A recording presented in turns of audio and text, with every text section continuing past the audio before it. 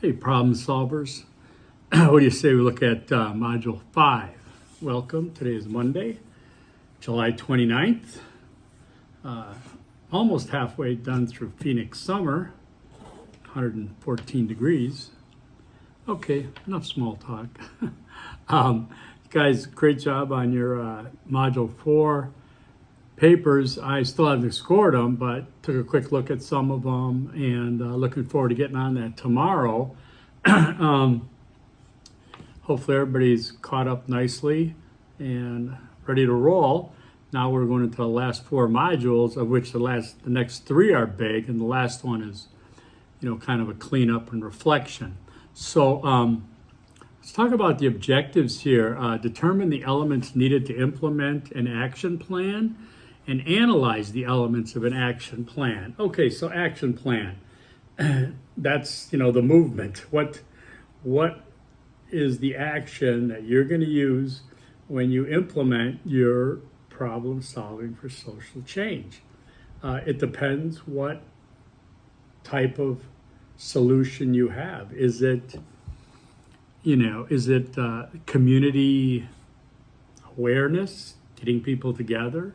Is it more technical, that can you implement something? Is it kind of just going out into the community and making a difference of some type? Or is it much more higher, global initiative that you really have to think about the grassroots efforts, right? So taking an action, you got to choose an action to take, right? It's dependent on context, right? And of course, I want you to make sure you go through all the resource pages here to look at. But for example, a mailing campaign to help get a political candidate elected is an action. A massive multi-country protest in the streets is also an action. I mean, we've seen since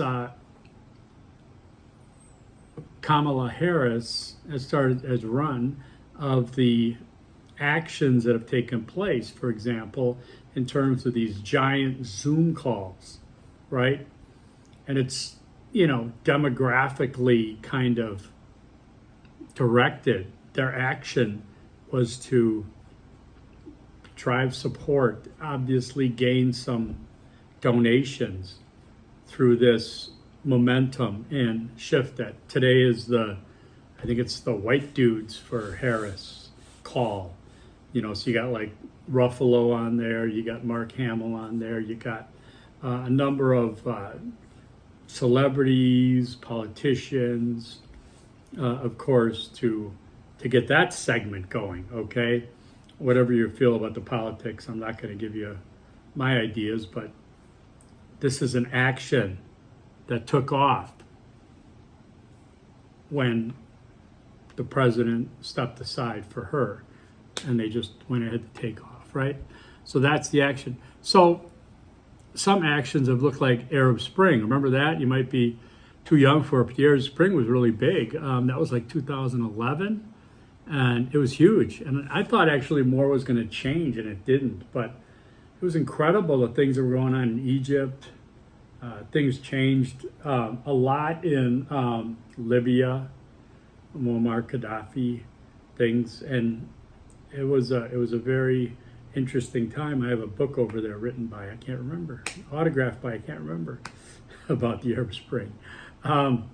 So, for example, a fundraiser for a nonprofit such as the Trevor Project, an organization that supported transgender teens in efforts to ease suicides, depression of the population. That's a social action, okay? But knowing what resources you have, what your capacity is, what sort of response best inspires the population you wish to activate will help you to shape the size and style of your action, okay?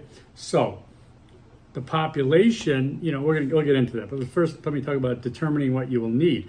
And this is where I came up with that. I didn't even know that, but talked about determine what you need, how many cups you will need. If for each person, unless they're bringing their own. It's really, you got to get down on a micro level of it to pull something off, right? If you're having a community event, If you're getting donuts donated for you, if you're getting coffee, if you're getting anything else, can you do that? Can you go ask?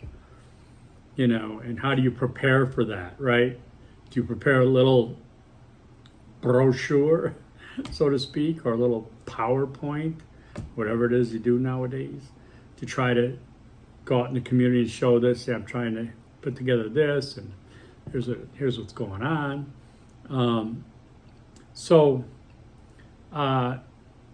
Determining what you'll need is important then, right? You need people, resources, the logistics of that.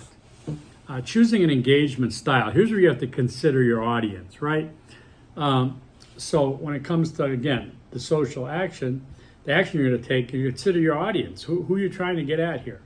Is it a general community? Are you looking to organize volunteers to go out? Is it just one level of what you try to do? Okay. Or are you going to go directly to people in need for some reason? Okay. Handwritten signs and a phone bank may not be the best approach when trying to attract high-profile donors to fund a new clinic, right? Might have to, step up your game and work on the money people, right?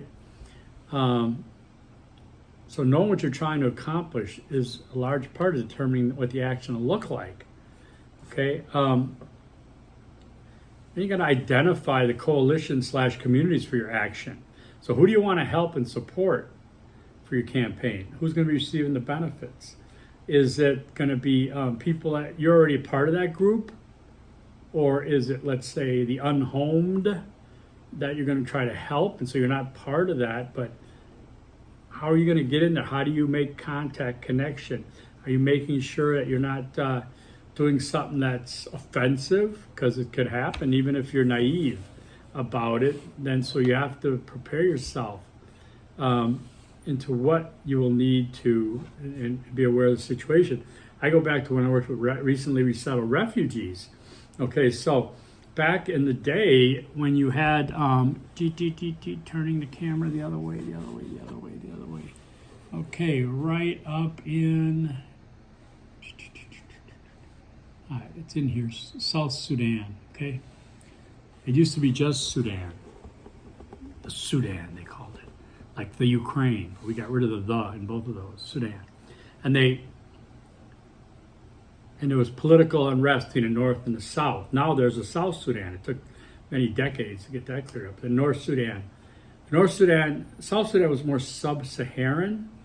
The people were more, let's say, darker than the northern people, which were more Arab in cultural style. There were more Muslims to the north, more Christians to the south. They got in a civil war, but the North was going after the South, and they had these gangs called the Janjaweed, and they burned villages, and they wanted to give the land to, it was a conflict between the nomadic people who had the cattle and then the farming people. That's simplifying it, of course, but President Bashir, I think it was, and he had his henchmen, and they would go around and burn villages, and the families used to send out their sons or daughters with the cattle away from the village to watch them. And a lot of them, what happened was they noticed the fires and their villages were burning and their families were getting slaughtered and they couldn't go back. So many of them gathered up and they walked. They walked to Kenya. Okay, that's a long way.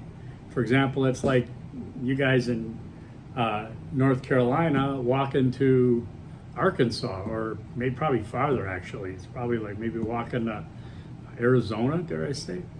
And then getting there, they walked, because they're walking to Ethiopia, and Ethiopia wouldn't let them in. It's like, oh my God, you get all the way there. So they walked down to Kenya. Then they made a refugee camp there. This group got attracted, the media was attracted to this group, looking for a cause. This is back in the late 90s, so it wasn't a social media type of, but they called them the Lost Boys of Sudan. And it had that real romanticizing of disaster, the Lost Boys of Sudan. Now there were boys, there were girls, there were young men and women, mostly. There wasn't a lot of older people because they stayed behind and were slaughtered, unfortunately. So the Lost Boys that picked up traction. It became a big event. A lot of people gave money, a lot of celebrities, a lot of things were being done to get them settled, in Kenya, and then slowly bringing a lot of them here to the U.S. I know quite a few of them. Quite a few ended up in Phoenix. One of them was my friend named Dut, who I met at Walmart and did a little film video on, and I worked in that, like I said, the recently resettled refugee community. And the things I learned, like everyone who came over here, they all had the same birthday, January 1st. They gave them the same birthday. Kind of estimated their age because they didn't know. They're all born January 1st. Very intelligent in terms of wanting to get educated in school and things like that. But the one thing that struck me the most, and it has later on in the years, is we don't call them the Lost Boys anymore. Okay, that's an offensive term, actually. They're refugees from Sudan, but Lost Boys was just kind of a media, darling, to use that term. So be careful in how we approach these things. On one hand, it was kind of like bittersweet. On one hand, it had the offensive nature to it later on, but on the other hand, it was beneficial to them to get support. And then to think about, what you need in the audience. Now, when I was teaching a class on orientation to Phoenix, to refugees, I was doing that as a volunteer. So I'd go in once a week, teach that class to the latest volunteers that were settled here. And I probably mentioned this before, I had 7 different family groups. 7. And all 7 of them had their own interpreter, because each of the 7 came from somewhere different, spoke a separate language. So there were different needs in terms of the action. My problem solving for social change was to get involved in that and to volunteer and to be a mentor for a family from Eritrea, then to teach class in the building for Phoenix orientation, as well as technology, using technology as well as job interview skills. And what I needed to take that action, I was provided for by the Lutheran Social Services, was nice, but it's all the same kind of needs of how you're going to make something happen, make a difference, okay? Social change, right? All right, so, you're going to go through, determine what you need. You're going to choose an engagement style depending on your audience.